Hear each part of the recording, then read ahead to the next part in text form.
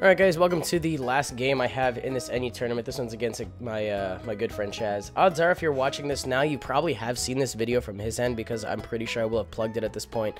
He showed me that he's planning on starting on uploading. Wait, that doesn't make any sense. He's planning on starting to upload?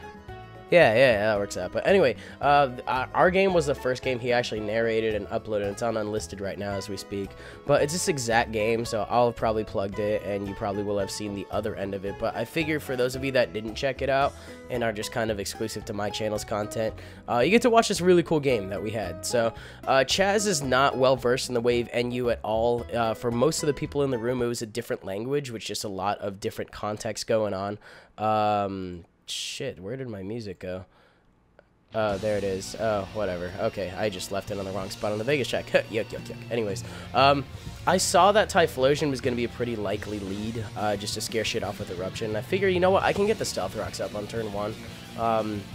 It'll be good just to get him up early. That way I can get some pressure on this Avalugg going on. Because it seems like his team is very, very hyper-offensive, with the exception of Golurk kind of being the tank thing that he has going on, and then the Avalugg just being the physically defensive wall. I know Golurk can definitely take some pretty good hits, and I know Avalugg isn't great on the special defensive side as well, going back to currently what we have on the field. And it's probably looking like a solid 3-hit KO with Scalds. Probably a 2-shot, closer to a 2-shot if I can get some burns. But honestly, I'm still just going to go for Scald, or no, I didn't. I figured I would go for Stealth Rock, because he'll have to keep spinning them away, and then eventually I can get some defensive or offensive pressure, I guess, going on while he spins. So turns out he goes to Helios on that turn, and he actually predicts this very nicely, ends up going for a Focus Blast.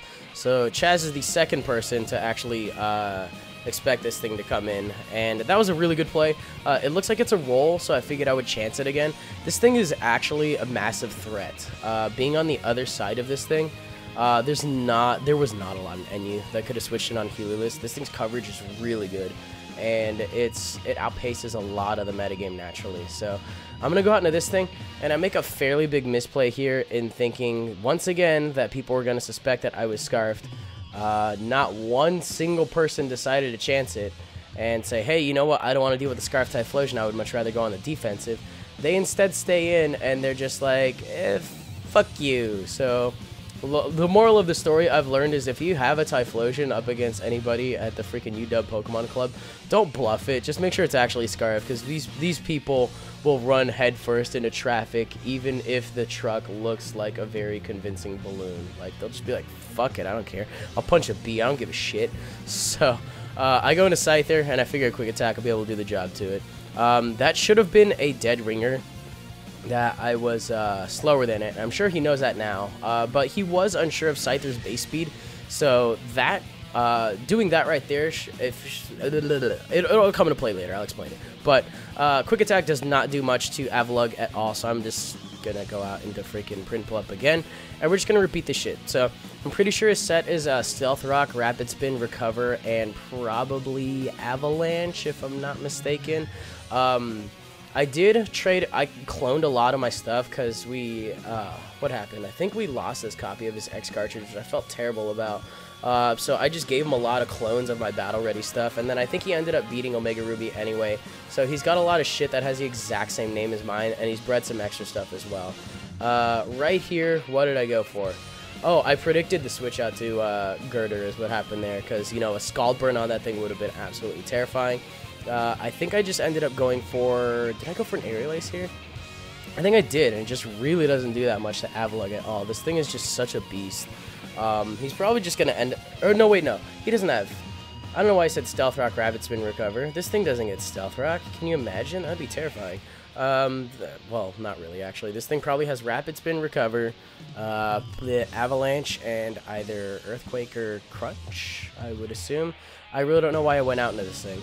I guess just maybe to go for a Heat Wave. What the hell was I expecting? Maybe I thought throughout the entire game that this thing got freaking Stealth Rocks, which would have been a little silly. But I guess I'm just going to go for a Heat Wave and knock the damn thing out. So any defensive backbone he had going on his team is now gone. So I literally just have to respawn to offensive pressure accordingly, and things should be fine as long as I can get a good prediction in here or there.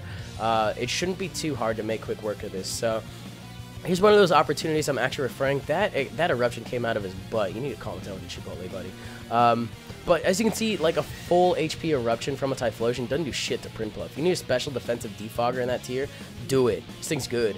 Just gonna get up rocks here now that now that Avalug's gone. I figure I can keep him up. And then this Helioptile, I keep saying Helioptile, holy shit. This Heliolisk is a problem, but I think with Scyther's quick attack, I should be able to deal with it. And it's for that reason that I'm actually just going to go ahead and sacrifice Xatu. I don't really need it that much anymore. It'll be nice to have against Girder, but honestly, I still have Scyther, and I can still clean it out with an Air Lace.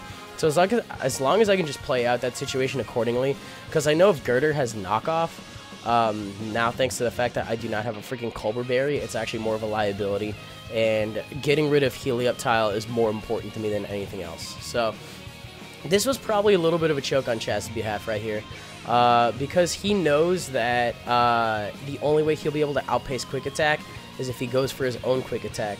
But the thing is Scyther's a little bit more of a natural bulky Pokemon than Swellow, so this exchange of Quick Attacks is actually going to go in my favor. His best play right here was probably to go for a Facade and just take that damage anyways, and the best thing I probably could have done was switch in another Pokemon to maybe Sponge, a Brave Bird, or a Facade. But him going for 2 Quick Attacks actually ensures that I'm able to knock it out after Stealth Rocks. And then at this range of HP, I just need to switch in on Girder safely, while not locked in on Quick Attack, and I can take on a Mach Punch, I can take on a Drain Punch, I can probably take on a good combination of both as long as he's not set up with Bulk Up, but I don't think he actually has Bulk Up. I think he told me he's actually just straight out offensive. But he goes for an Ice Punch, and I believe he's going to follow it up with a Drain Punch immediately after I go for my attack, which happens to be Thunderbolt.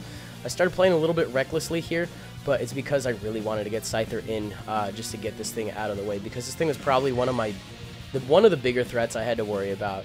Now that Avalug is gone in terms of, you know, anything that's got a really high amount of HP, all he's got left are Paper Thin threats as soon as I can get this thing away. So here's the game plan that I had going on, and I'm just going to go for an Air Lace from here.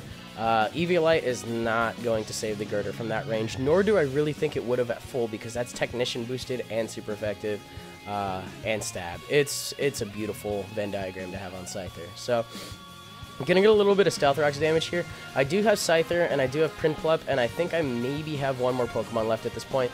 But I needed Prinplup at as good of HP for Typhlosion as possible, just so I can be able to take it on reasonably well. And I think he gets a crit burn on here, so get a little bit of weird luck at the finish line here. And there was actually a weird play I want to explain right here, because I think I ended up going for a Toxic instead of a Scald. I thought his Heliolisk was still alive, to be honest. I forgot I knocked that damn thing out.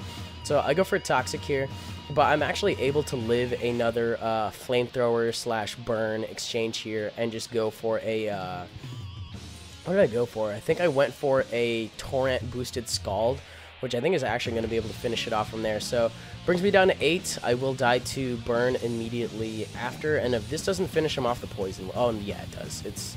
It's great. So even though I'm defensively invested, just the 1.5 boost from Torrent really helps. And then the Poison probably would have too, in case it was a roll. So what do we have left? I think we have Scyther versus Mismagius. So it's 1v1. If you guys know your NU shit, you know that this is a speed tie, and I'm not at a good amount of HP. But for whatever reason, there was... Okay, so first off, I win the speed tie. But I thought I was faster than him naturally, because I watched him in a different game where he was playing Mismagius versus Mismagius. And his Mismagius lost a speed tie against another Mismagius. So I was like, oh shit, he's slower. I definitely got this. When it actually turns out that he just lost 2 speed ties that night. And I was like, oh shit, Chaz, I'm so sorry. That was shitty. So that was me going in with blind confidence, thinking that his Mismagius was just EV'd weird and it didn't have max speed, and it was like timid with a little bit of HP or some weird shit. When in reality, he just lost 2 coin flips that night. So say la vie sometimes, but both base 105s. So yeah, that was me actually taking that game with a 1-0, and then I think I went undefeated in that last bracket, which, I mean, I think that got me first place. I'm not sure if I have a picture of the little button that I won for it, and then I got this bitchin' high five. But that was really about it for the tournament coverage. It's just more about just hanging out with friends and stuff like that. So we all go out afterwards, we all get drinks or eat or whatever, and we just kind of chill out and just kind of catch up. So that's what club's all about, and I get some, you know, I get some cool hangout time and get some cool battles out of it. So hope you guys enjoyed this coverage. That's basically going to be it for this NU team that we have going on here.